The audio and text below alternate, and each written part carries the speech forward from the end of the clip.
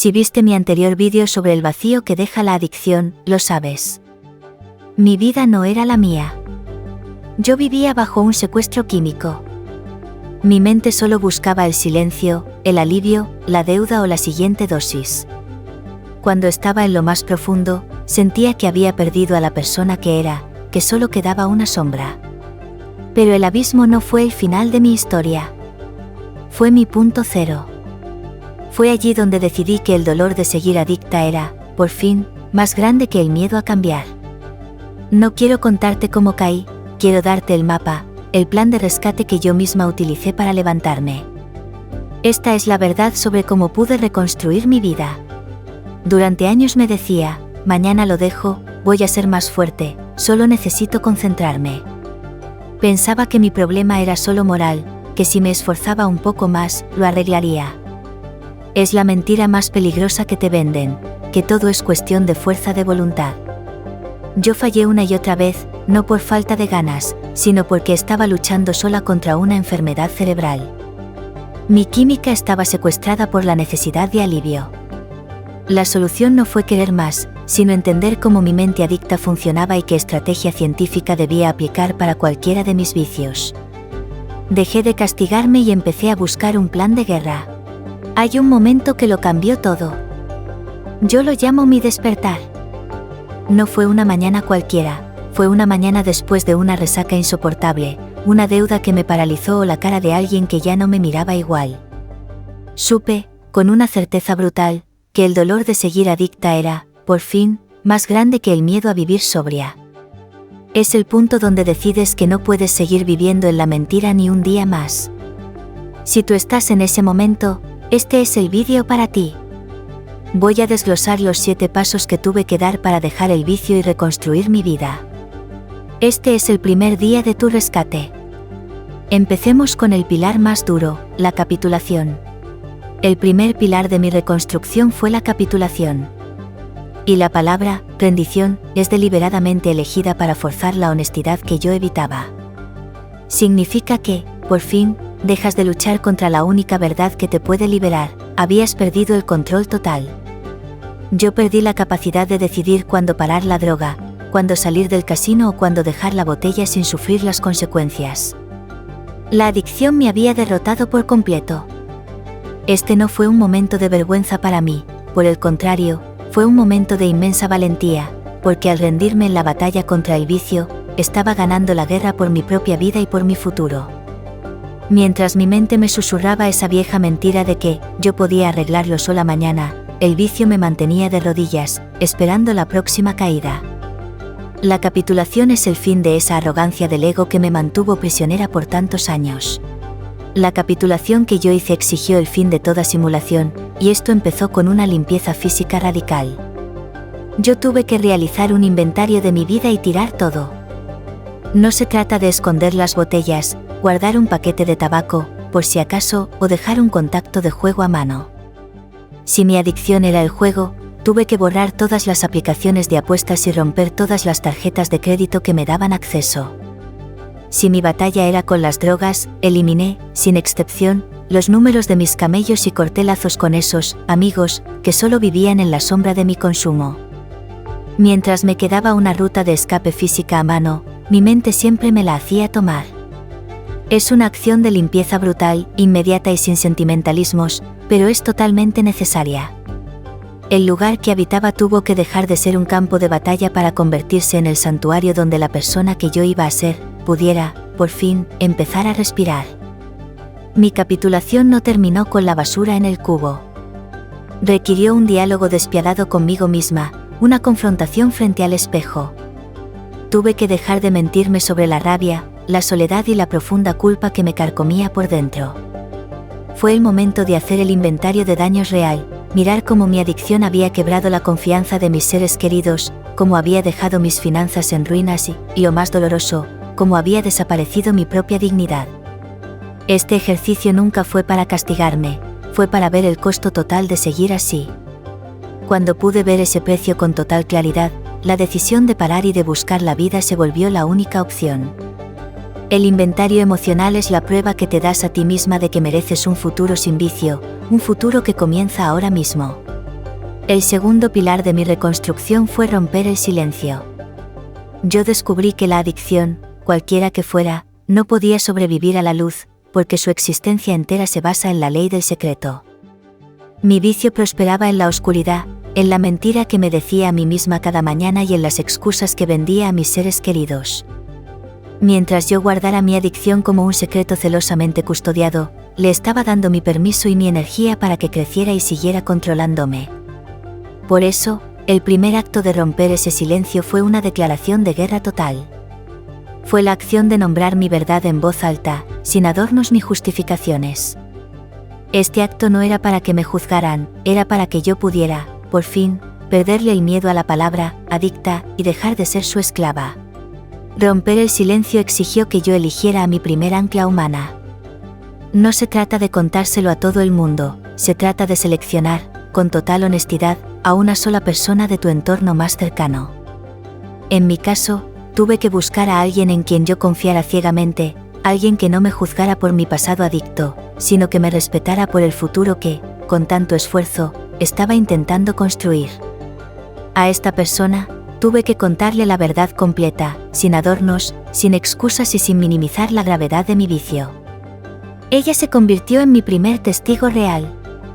Al compartir mi secreto más grande, le quité la mayor parte de su peso a la adicción y creé el primer, pequeño y seguro círculo de apoyo real. Elegir a este ancla fue el primer gran paso que di fuera de la sombra y hacia la luz. ¿Por qué el acto de romper el silencio me costó tanto? La respuesta estaba en dos muros, la vergüenza y el miedo. La vergüenza me susurraba que yo era un fracaso moral. Pero tuve que comprender que esa vergüenza solo alimentaba el ciclo de mi adicción. El miedo, por otro lado, me paralizaba con la idea de que la gente se alejaría de mí. Yo acepté que los que se fueran por mi honestidad no eran mis verdaderos aliados. Los que se quedaran, eran los que merecían estar en mi nueva vida reconstruida. Hablar mi verdad en voz alta fue la única forma de disolver el poder de esas barreras, liberándome de la necesidad de mantener la fachada y permitiéndome ser vista por quien realmente soy. Romper el silencio también significó construir mi propia red de emergencia funcional. Después de elegir mi primera ancla, tuve que expandir ese círculo de apoyo. Me aseguré de tener al menos 3 o 4 personas de total confianza a las que podía llamar sin importar la hora, cuando la recaída me acechaba. Estas personas se convirtieron en mis salvavidas. Anoté sus números y me comprometí a usarlos. Cuando el pensamiento de consumir se instalaba, yo no luchaba sola. Una recaída casi siempre ocurre en el aislamiento. La conexión fue mi arma más potente contra la sombra. El tercer pilar de mi rescate fue la construcción de un muro de contención profesional. Y aquí tuve que ser brutalmente honesta conmigo misma, mi coraje y mi voluntad, por sí solos, no bastaban. La adicción no es un fallo moral, es una enfermedad cerebral que tiene raíces emocionales y psicológicas muy profundas, y yo no podía curarme solamente con motivación o buenas intenciones. Necesitas el apoyo de expertos que entiendan la química cerebral y los patrones de pensamiento adictivos. Para mí, esto significó buscar a un terapeuta especialista, un psicólogo o un psiquiatra. Yo me dije, si esto fuera una enfermedad cardíaca, buscaría cardiólogos. Lo mismo se aplica a mi mente. El apoyo externo no fue un signo de debilidad, sino la prueba definitiva de que yo estaba eligiendo la estrategia más efectiva y profesional para ganar la guerra por mi vida.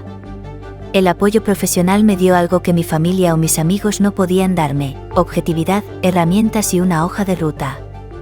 La terapia no era solo ir a hablar de mis sentimientos. Era un entrenamiento intensivo. Allí aprendí, por fin, a identificar mis disparadores, esa emoción, esa persona o ese lugar exacto que me empujaba al vicio.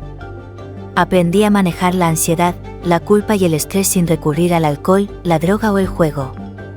Me dieron técnicas de reestructuración cognitiva para cambiar los patrones de pensamiento que me habían tenido atrapada por tanto tiempo. El terapeuta me dio un plan de acción concreto para evitar recaídas y me hizo responsable de mis progresos. Yo dejé de buscar excusas para evitar la consulta. Entendí que era la inversión más importante en mi futuro sobrio y libre. Mi camino no terminó solo con un terapeuta. Para mí, el muro de contención profesional se completó con un equipo de rescate. Yo tuve que incluir en mi vida grupos de apoyo, ya fueran reuniones de 12 pasos, grupos específicos para dejar el juego, o comunidades online guiadas por expertos. La razón es simple: no puedes entender la recuperación si solo hablas con personas que nunca han sido adictas. Yo necesitaba escuchar historias de personas que habían caminado por el mismo infierno, que hablaban mi idioma.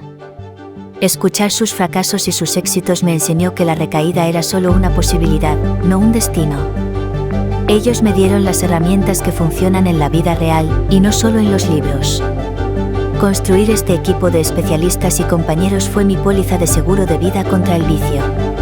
Cuando dejas el vicio, queda un vacío enorme donde antes estaba la droga, el alcohol o la pantalla de apuestas. Yo lo sentí, y esa sensación de hueco es peligrosa, porque te empuja de vuelta al vicio para obtener un alivio rápido.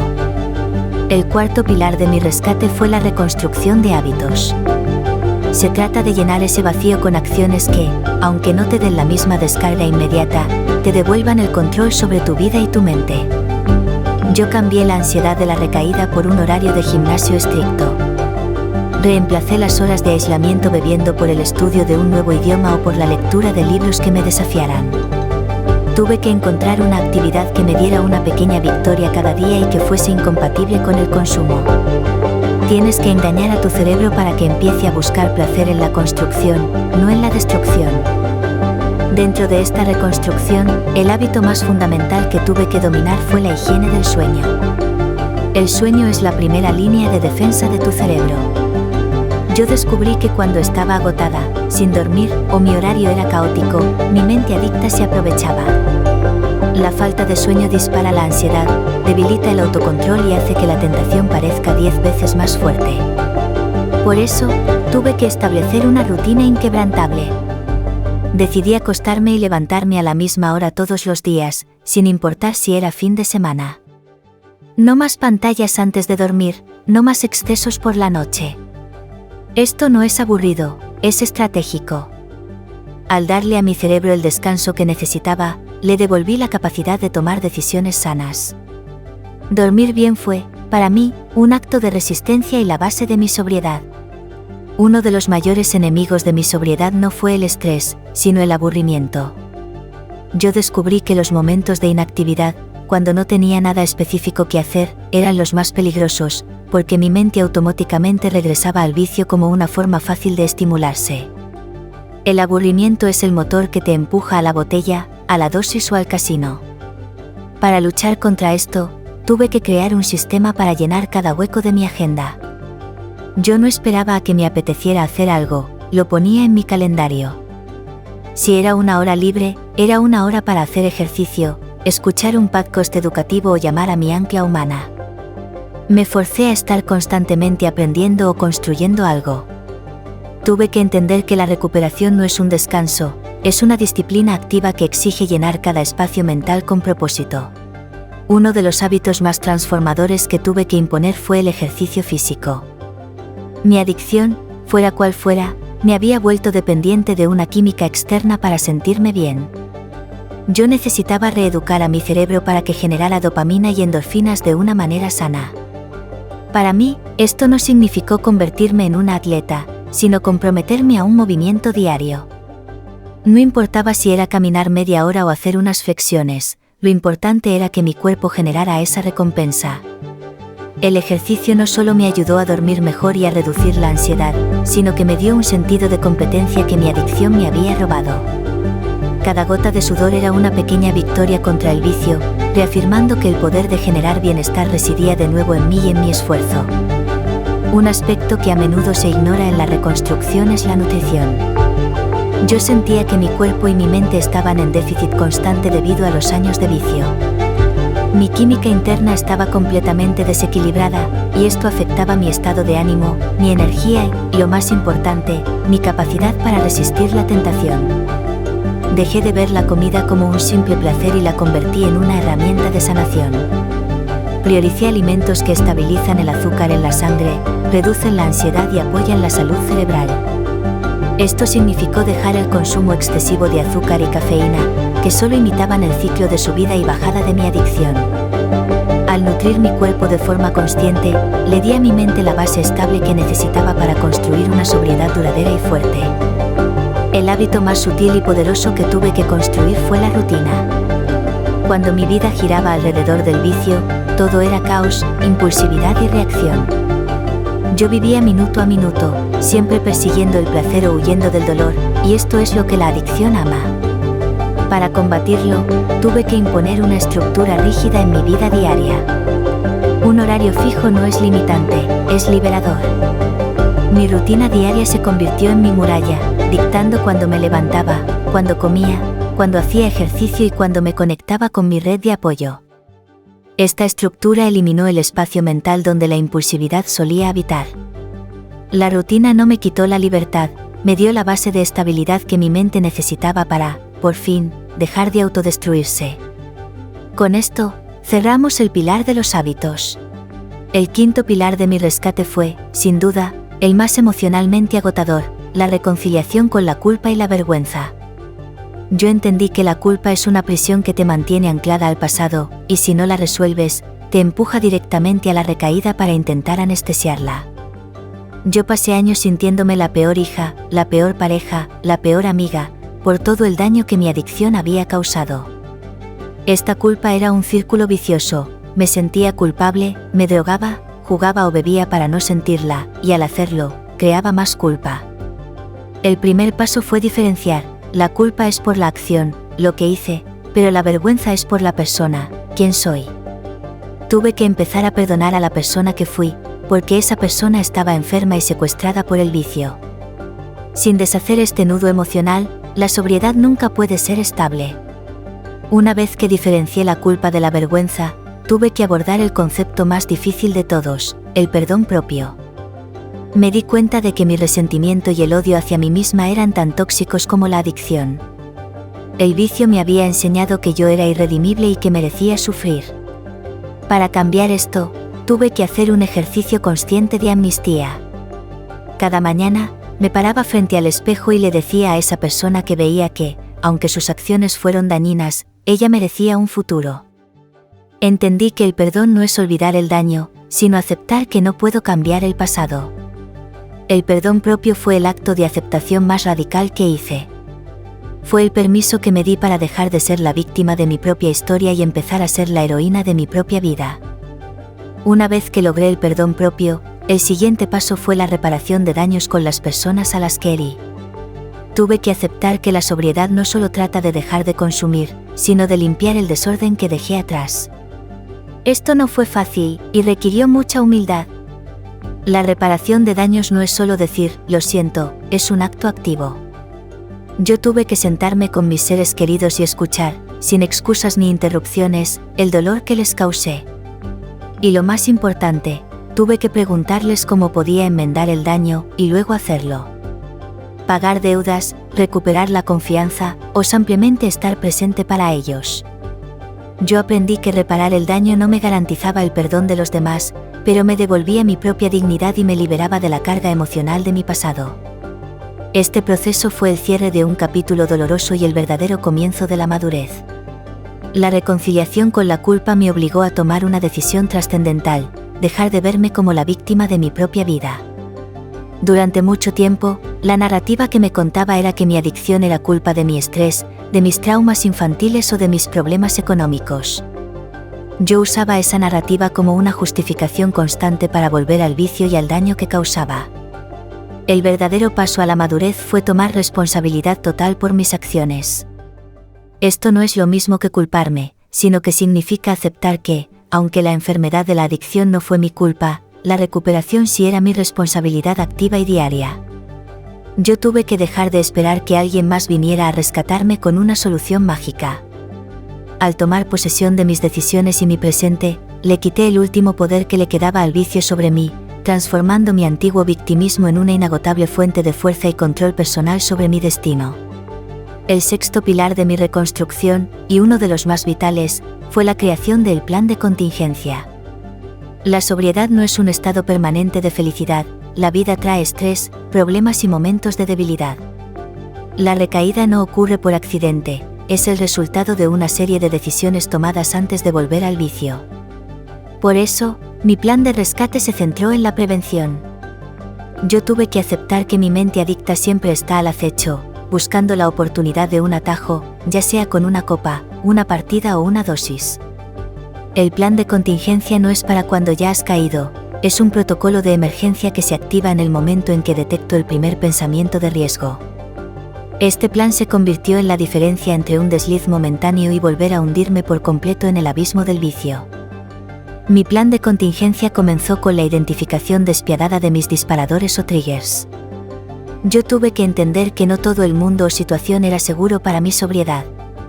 Un disparador no es solo la vista de una botella o un casino, es también la canción que me recuerda viejos tiempos, la hora del día en que solía consumir, o incluso un sentimiento específico como la soledad o el éxito excesivo.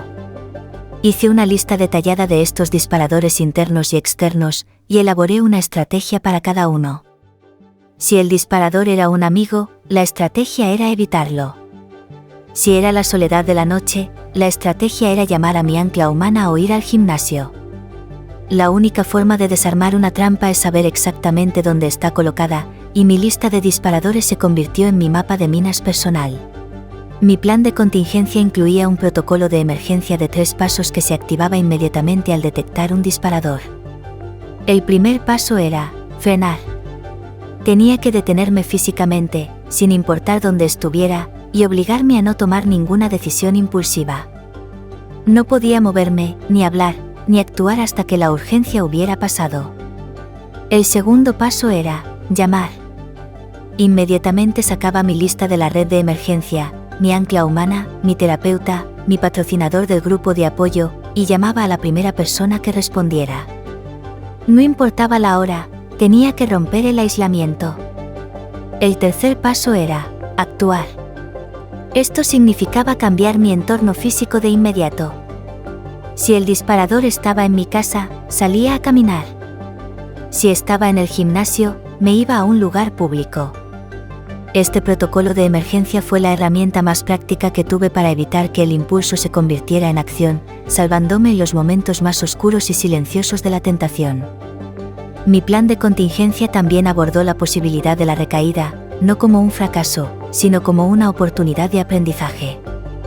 Yo tuve que aceptar que, si llegaba a caer, lo más peligroso no era el acto en sí, sino la narrativa de que todo estaba arruinado y que ya daba igual. Esa historia de «ya perdí, sigo consumiendo» es la trampa final de la adicción. Mi protocolo era claro: si caía, la prioridad no era el castigo, sino la detención sin demora. Tenía que frenar, llamar, y volver al plan de contingencia en ese mismo instante, sin esperar al día siguiente. Analizaba qué disparador falló, qué paso de la rutina se rompió, y ajustaba mi plan. La recuperación no es una línea recta, es un constante ajuste de estrategia. La recaída no borra tu progreso, solo lo pone a prueba, y yo estaba decidida a volver a la lucha sin perder un segundo. El séptimo gran paso de mi rescate fue descubrir la vida con propósito. Yo tuve que entender una verdad fundamental: la sobriedad, por sí misma, es solo la ausencia del vicio, pero la verdadera recuperación es la presencia de una vida que, honestamente, merezca la pena vivir. Si tu único objetivo diario es no consumir, no apostar o no beber, tu mente se queda en un constante estado de privación y de lucha vacía. Yo tuve que buscar algo más grande, algo que me diera el mismo significado y la misma intensidad que el vicio nunca pudo darme, pero de forma constructiva. Esto es buscar una misión genuina, un servicio a otros o el desarrollo de un talento que había ignorado por años. La vida con propósito no te exige que seas un héroe, sino que encuentres una forma de contribuir a algo más grande que tu propia supervivencia diaria. Cuando tienes un ¿por qué? Lo suficientemente fuerte, el ¿cómo? Dejar de consumir se vuelve mucho más fácil de enfrentar cada mañana. Una parte crucial de mi nuevo propósito fue el servicio. Yo descubrí que mientras solo me preocupaba por mi propia sobriedad, siempre me sentía al borde, aislada. La verdadera sanación llegó cuando empecé a extender mi mano. Ayudar a otras personas que estaban comenzando el camino que yo ya había recorrido, ya fuera en un grupo de apoyo o simplemente escuchando a un amigo que luchaba con su propia adicción, me dio un significado que ninguna sustancia o apuesta pudo igualar. El servicio me sacó de mi propio egoísmo, que es el centro de toda adicción. Me obligó a practicar la empatía y la humildad, virtudes que había perdido por años de consumo. Cuando te enfocas en aliviar el dolor de otro, tu propio dolor se vuelve más manejable y la necesidad de buscar la evasión en el vicio se desvanece por la simple razón de que estás enfocada en algo más noble y externo a ti misma.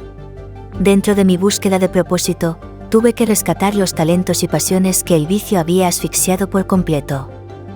Cuando estaba consumiendo o jugando, mi cerebro solo se enfocaba en obtener la próxima dosis de placer rápido, dejando de lado todo aquello que requería esfuerzo sostenido. Yo tuve que recordar qué me gustaba hacer antes de la adicción: escribir, pintar, tocar un instrumento, o quizás aprender algo nuevo. Encontré que desarrollar una nueva habilidad, aunque al principio fuera difícil y requiriera disciplina, me proporcionaba una satisfacción genuina y duradera. Esta sensación de logro es el sustituto sano más poderoso para la euforia artificial del vicio. Al invertir mi tiempo y energía en construir algo positivo, mi identidad comenzó a cambiar. Dejé de ser una adicta en recuperación para convertirme en una persona con un proyecto de vida. Encontré que la verdadera paz reside en lo que es trascendente. Y no me refiero necesariamente a una religión organizada, me refiero a encontrar algo que fuera más grande que mi propio ego, que me diera un sentido de pertenencia en el universo. La adicción es una enfermedad de aislamiento, y para combatirla, yo tuve que buscar la conexión, no solo con otras personas, sino con la naturaleza, con la meditación o con alguna forma de práctica espiritual que me anclara. Descubrí que pasar tiempo en silencio, lejos del ruido y la impulsividad, me permitía escuchar una voz interior que el vicio había silenciado. Esto me dio paz y me recordó que mi vida, incluso después de todo el caos, tenía un valor inherente. Al rendirme a algo más grande que yo, sentí que la ansiedad por controlar el futuro se disolvía, y por primera vez, encontré la verdadera calma. Una parte crucial de mi nuevo propósito fue el servicio. Yo descubrí que mientras solo me preocupaba por mi propia sobriedad, siempre me sentía al borde, aislada. La verdadera sanación llegó cuando empecé a extender mi mano. Ayudar a otras personas que estaban comenzando el camino que yo ya había recorrido, ya fuera en un grupo de apoyo o simplemente escuchando a un amigo que luchaba con su propia adicción, me dio un significado que ninguna sustancia o apuesta pudo igualar. El servicio me sacó de mi propio egoísmo, que es el centro de toda adicción. Me obligó a practicar la empatía y la humildad, virtudes que había perdido por años de consumo. Cuando te enfocas en aliviar el dolor de otro, tu propio dolor se vuelve más manejable y la necesidad de buscar la evasión en el vicio se desvanece por la simple razón de que estás enfocada en algo más noble y externo a ti misma. Descubrir un propósito me enseñó que la sobriedad es una tarea activa que requiere la crianza constante de la mente. Yo tuve que dejar de esperar a que la motivación me golpeara y, en su lugar, practicar la disciplina de la gratitud. Cada día, sin falta, me obligué a registrar 3 cosas, por pequeñas que fueran, que salieron bien. Este ejercicio, que parecía simple, reconfiguró mi cerebro para buscar lo positivo en lugar del drama y la negatividad a los que estaba acostumbrada. También tuve que convertirme en la guardiana de mis pensamientos. Cuando un pensamiento de autocompasión o de consumo entraba, lo identificaba inmediatamente como un disparador interno y lo reemplazaba activamente con un pensamiento de acción o servicio. La mente es un jardín, si no cultivas flores de propósito y gratitud, crecerán malezas de vicio. Al mirar hacia atrás en mi camino, el mayor regalo de la sobriedad no fue, simplemente, dejar de consumir o de apostar, sino el regreso del yo, que había perdido por completo. Durante los años de adicción, mi personalidad se había encogido y distorsionado hasta que solo quedaba una sombra centrada en el vicio. Mis pasiones, mi sentido del humor genuino, mi capacidad de ser una amiga leal, todo eso desapareció. La recuperación fue, por lo tanto, un proceso de arqueología. Tuve que excavar bajo años de mentiras y autodestrucción para encontrar a esa persona que yo era antes, pero ahora con la experiencia y la madurez de haber sobrevivido al infierno. El yo, que regresó es más fuerte, más humilde y mucho más consciente de la fragilidad y el inmenso valor de la vida. Mi vida de sobriedad no es un logro que se pone en un estante y se olvida. Es un compromiso diario inquebrantable, renovado cada mañana al abrir los ojos. La adicción me enseñó que soy vulnerable, y esa vulnerabilidad es, precisamente, mi mayor maestra. Yo no puedo permitirme la arrogancia de creer que ya lo tengo dominado o que ya estoy curada. Por eso, mi plan de contingencia y mi rutina de hábitos son innegociables e inamovibles. Esta estructura no me quita la libertad, me da la base para ejercerla de manera responsable. Yo sigo acudiendo a terapia de forma regular, sigo conectando con mi red de apoyo y sigo practicando el servicio a otros. La sobriedad no es una meta final a la que se llega, es un viaje constante de autoconciencia, humildad y acción. Y yo elijo embarcarme en ese viaje, hoy, de nuevo. Si tuviera que dejar una sola lección a quienes están en medio del infierno de la adicción, sería esta: nunca estás demasiado lejos para ser rescatado. Yo pasé años creyendo que mi situación era única, demasiado oscura, demasiado dañina para tener solución. Esa es la mentira más grande que el vicio te cuenta. No importa si perdiste tu trabajo, tu familia o tu dignidad, el punto de partida es el mismo para todos: una decisión honesta de pedir ayuda. La vergüenza te aísla, pero la verdad te libera. La recuperación no es un premio para los perfectos, es un regalo para los que están dispuestos a trabajar. Deja de buscar la fuerza que no tienes y concéntrate en la voluntad de intentarlo. Con eso, tienes todo lo que necesitas para empezar a construir tu propio camino de salida. El paso más difícil que tuve que dar, y la lección que más me costó aprender, fue la humildad. La adicción me hizo creer que era poderosa, que yo controlaba el alcohol, el juego o la droga. La sobriedad me enseñó la verdad brutal, que soy impotente ante esa enfermedad. Y la humildad no es debilidad, es el reconocimiento honesto de esa impotencia, lo cual me permitió dejar de luchar sola. Fue al rendirme, al admitir que necesitaba un poder mayor que yo misma, ya fuera mi red de apoyo, mi terapeuta, o lo que cada uno considere su espiritualidad, que encontré la verdadera fuerza. Soltar el control del vicio me dio el control sobre mi vida. La humildad es la puerta de entrada a la verdadera libertad. Si estás luchando en este momento, quiero que sepas algo con absoluta certeza: tú mereces una vida mejor. Tu adicción no te define. No es tu destino, es un capítulo que puedes decidir cerrar hoy. No tienes que esperar a tocar fondo, tu fondo es donde tú decidas dejar de cavar.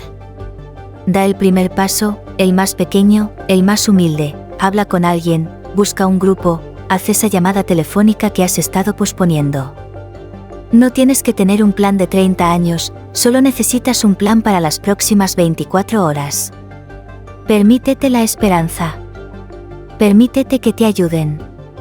La libertad está al otro lado de tu miedo, y el viaje, aunque difícil, es lo más valioso que harás por ti mismo.